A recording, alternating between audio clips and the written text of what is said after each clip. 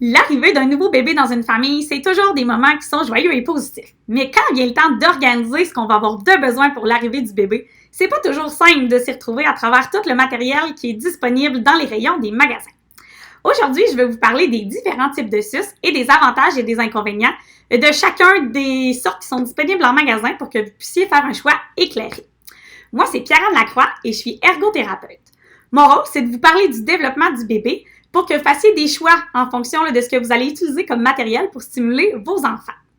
Donc, quand vient le temps de choisir la suce, ce qu'il faut se poser comme question, c'est ça va être quoi l'utilisation, c'est quoi le but d'utiliser une suce pour mon enfant. Donc, il y a deux grandes principales catégories de pourquoi on va utiliser la suce. Donc, la première, c'est pour stimuler les habiletés orales motrices pour faciliter l'alimentation. La deuxième, c'est pour combler le besoin de réassurance de l'enfant, donc qu'il soit capable de se calmer par lui-même.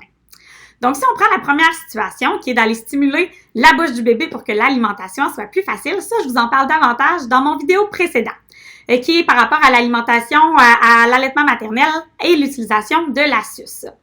Donc, ce que je fais comme choix quand je vais aller stimuler les habiletés orales motrices, je vais utiliser une suce de type plus thérapeutique. Donc, dans le fond, c'est celle qui a un trou à l'intérieur où moi, je peux voir la qualité de la succion de l'enfant. Donc, je peux voir si l'enfant est capable d'aller vraiment pousser sur ma suce pour faire une succion ou je suis capable d'aller tirer pour voir si la succion du bébé est suffisamment forte.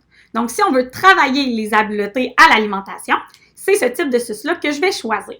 Si votre enfant n'a pas de problème avec la succion, ça, c'est une suce qui est quand même plus grosse en bouche, donc il y a quand même plus à risque d'aller bouger les structures buccales puis de créer finalement des déformations. Un peu comme les autres suces qui sont davantage rondes. C'est le risque de les utiliser quand c'est gros pour la bouche de bébé.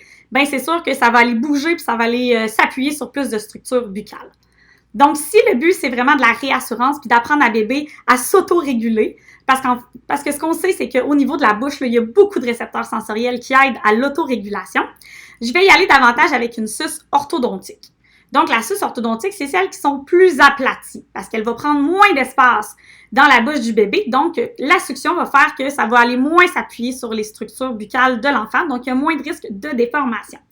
Donc, c'est sûr que pour ce qui est des orthophonistes et des dentistes, ils vont préférer qu'on aille chercher les plus petites suces, les plus minces, pour être sûr que ça n'affecte pas après ça toutes les habiletés de la bouche pour ce qui est du développement du langage. Puis aussi, qu'il n'y ait pas de déformation au niveau du palais ni au niveau dentaire. C'est sûr que le choix d'utiliser ou non une suce, ça va vraiment dépendre des familles et aussi du type de bébé que vous avez. L'avantage de la suce, c'est que ça permet à l'enfant de s'auto-réguler par lui-même, donc d'être capable d'aller chercher des stimulations qui l'apaisent. Des enfants qui vont pas utiliser la suce, ce qui peut risquer d'arriver, c'est que quand ils vont avoir besoin de cette stimulation-là, ils vont utiliser l'outil le plus disponible facilement, c'est-à-dire le pouce. Donc, le désavantage du pouce, c'est que c'est la plus grosse stimulation qu'on peut aller mettre dans la bouche. Donc, c'est sûr que pour une petite bouche d'enfant, un pouce, c'est quand même gros. C'est aussi que l'enfant ne fait pas juste faire de la succion. Souvent, les enfants vont aller pousser dans leur palais pour aller chercher plus de stimulation. Donc, ce que ça va faire, c'est que c'est celui qui a le plus haut risque de déformer le palais. Donc, le risque de ne pas offrir une suce, c'est que votre enfant risque d'aller utiliser son pouce pour s'auto-stimuler. Il y a des enfants qu'on n'offrira jamais de suce qui n'iront pas non plus chercher des stimulations avec leur pouce. Donc, il y a toutes les possibilités selon votre enfant qui peuvent arriver. Donc, le but, c'est juste de savoir à quoi sert la suce, pourquoi je l'utilise, pour faire le meilleur choix, en sachant c'est quoi les avantages et les inconvénients de chacun. Donc, j'espère que ça vous a aidé à savoir quoi choisir pour l'arrivée du bébé. Ce qu'on sait, c'est qu'un bébé qui a des faibles habiletés au niveau de la bouche, ça peut créer de la sélectivité alimentaire. Donc, si vous voulez prévenir le risque que votre enfant devienne un enfant difficile, je vous recommande d'aller télécharger mon outil qui s'appelle « Mon enfant ne mange rien ». 5 erreurs fréquentes qui alimentent le problème afin d'éviter la problématique de sélectivité alimentaire qui peut vous causer des problèmes à long terme. Merci, au revoir!